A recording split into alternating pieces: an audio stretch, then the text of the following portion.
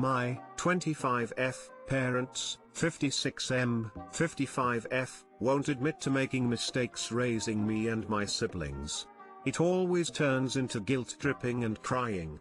Please help me to let it go. I moved back home temporarily because of the current state of the world to save money while working from home. My 20-year-old brother still lives at home. My parents are African immigrants. They had a very tough life. Make no mistake, I am grateful to them and thankful. However, my father is extremely verbally abusive. I don't think struggling to raise us makes this okay. He's said things like I'll be the reason he and my mom get a divorce. He's told my little brother that he's stupid, dirty, useless, and that he regrets giving birth to him. Last night, I tried to explain to them why my younger brother feels afraid to talk to them about certain things, because all they do is criticize and talk badly about him, and my dad started yelling, calling us ungrateful, and telling us how we're all disappointments. He says he's embarrassed to tell his friends that my younger brother isn't in college yet, but I don't think that should matter, because they gave us food and shelter, which I am thankful for. They don't think that the emotional aspect matters. Then my mom started crying hysterically, saying that she's sorry she's the worst mother on earth even though I never said that. All I want is for my parents to understand is that they made certain mistakes raising us, which is why our family dynamic is the way it is. I respect them, I just want them to respect us too,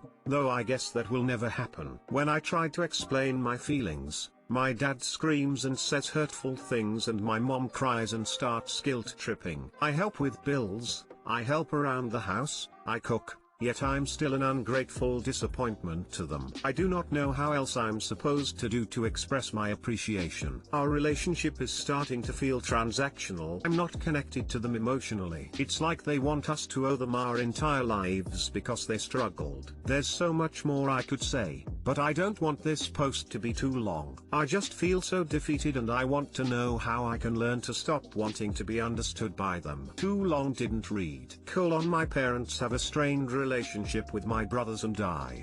I try to explain why things are the way they are, but it always ends it screaming and crying. How can I learn to stop trying to fix it? Your parents have been damaged by the trauma of their childhood and the way they were brought up, harsh environment, harsh culture. Don't expect them to apologize or admit their mistakes. Learn to accept that they are lousy parents and move on. Both you and your brother need to move out, get away from the emotional and verbal abuse and gain some independence.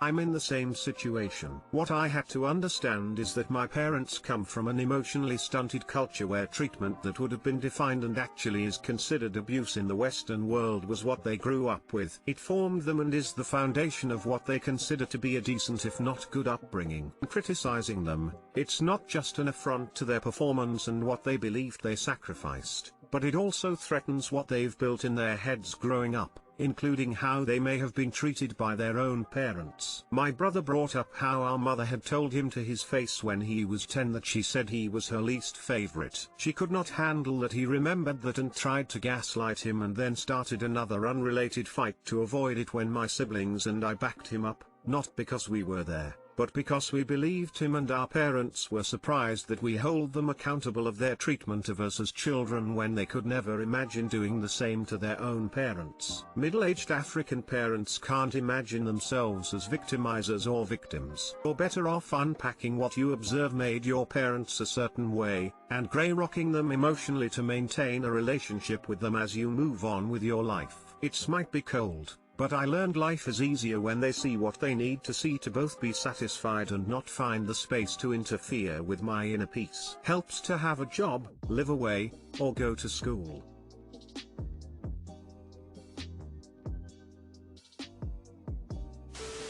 I really recommend reading Adult Children of Emotionally Immature Parents. Unfortunately, they see any feedback as a complete rejection of themselves as parents instead of an opportunity to make amends and do better. I wouldn't ever expect them to change or admit that they could have done better. For as long as you're with them, please try to change your focus into taking care of yourself and your emotional needs. They will always be upset at someone or something, and there's nothing you can do to change them. However, you can take care of yourself emotionally support your siblings, though not at your own expense, and try to get out as soon as you can. It's hurtful to grow up and realize that parents are just as messed up and flawed as the rest of us. However, there is no perfect child that could make them happier. Even if they had that child, they would treat them just the same as they did to their other children.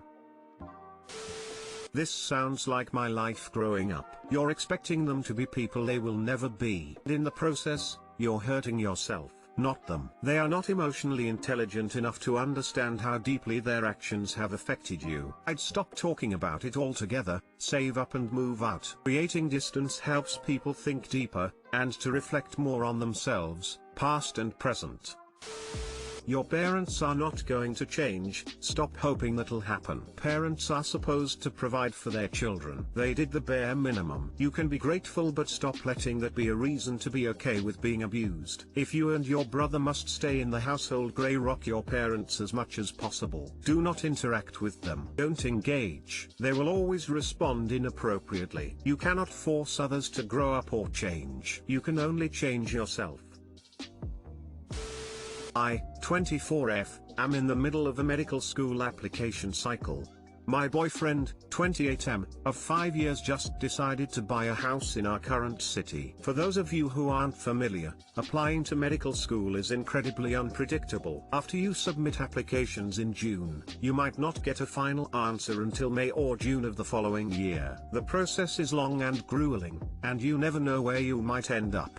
Recently, my boyfriend came to me and said he was going to buy a house in our current city. A very emotional conversation ensued because I was experiencing so much stress about my medical school applications and didn't have a clue where I'd be in a year. His justification for moving forward with the purchase was that he wants to take advantage of the current housing market, and he is confident I'll get into my alma mater's medical school in our current city. 1. I have not even received an interview invitation to this medical school. 2. I do not want to go there because I don't like the curriculum and it is incredibly expensive. I begged him to wait a little longer before taking such a drastic step that would put so much pressure on me. He absolutely loved this house he found and decided to buy it anyway. I've told him many times before that I do not want to do a long-distance relationship in medical school. I know myself, and I could not do 4 years, and potentially longer with residency, without my partner beside me. He justified his final decision to buy this house by saying he can rent it out if I don't get into my alma mater. I was recently accepted to one of my top choice medical schools that is almost half the price of the other school and overall a way better fit for me, yet he is still counting on me getting into the other school.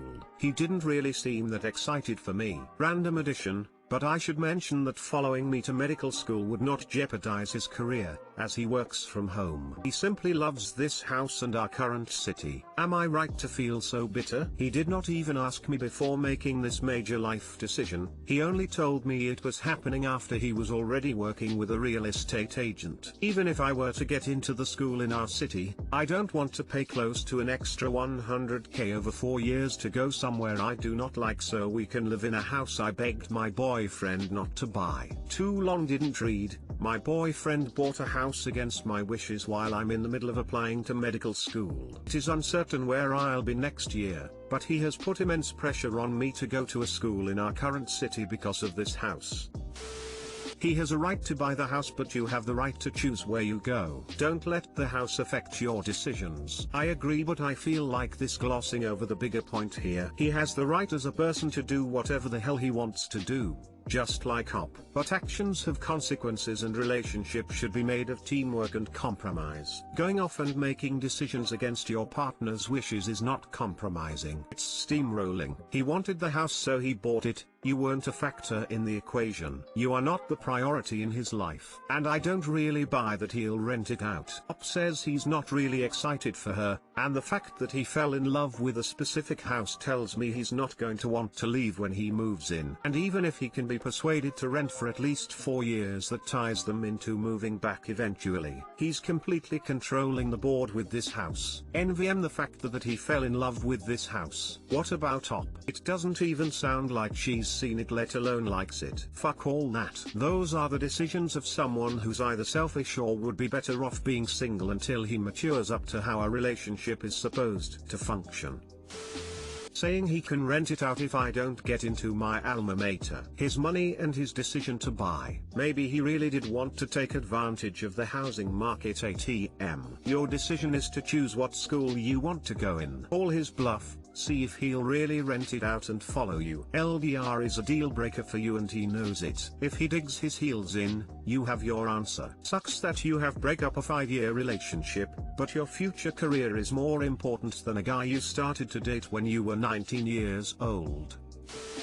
Congratulations on being accepted by your school of choice. That's a huge accomplishment. If you've decided to attend that school, talk to your boyfriend about it. Make it clear that you are no longer considering the local school. You have good reasons. He said he can rent out his house and follow you. That can work if he does so cheerfully, but if he's going to resent it, then that's a burden you don't need on top of your med school workload. The fact that he made a huge decision without your input also requires discussion. You both need to agree on how decisions are made in your relationship. Is it possible he feels you've done the same? What are the chances you'll want to live in the house after med school? Will you have appropriate local work options? You and your boyfriend need to be on the same page about this, because otherwise he'll assume you're both going to live there afterwards. If his dream is to live in that house for a lifetime and that is unacceptable to you, he needs to know. It's possible to love each other but simply be incompatible. It's okay to let go if it's just not workable. Good luck.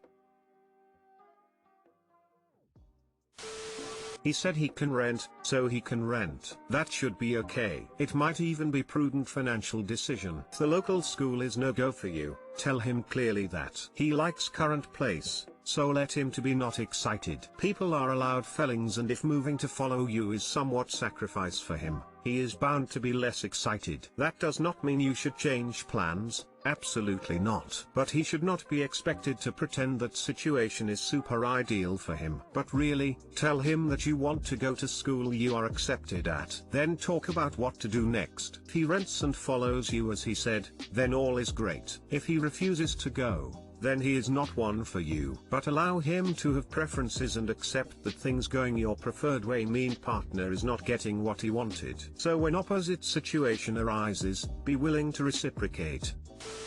Where you are going to school is non-negotiable. This is an opportunity of a lifetime, and you absolutely cannot compromise your decision. Sounds like this was a calculated move on his behalf to get you to stay in the city with him, or break up. He is banking on you making your life fit with his, not together. Do not compromise. Go where you want to go. Should I confront my husband regarding a strange email I found? I, 22F, snooped.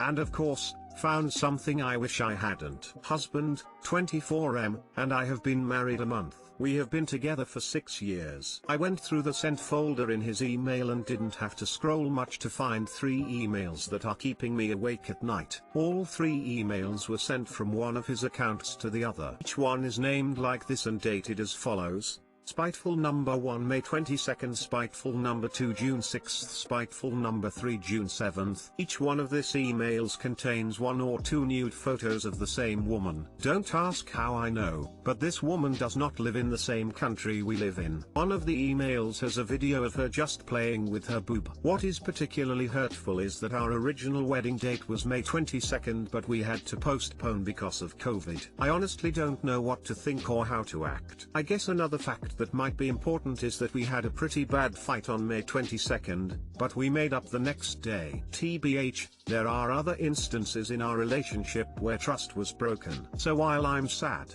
I'm not surprised. At this point, I should expect shit like this. I'm broken, I'm sad, part of me thinks I'm overthinking it.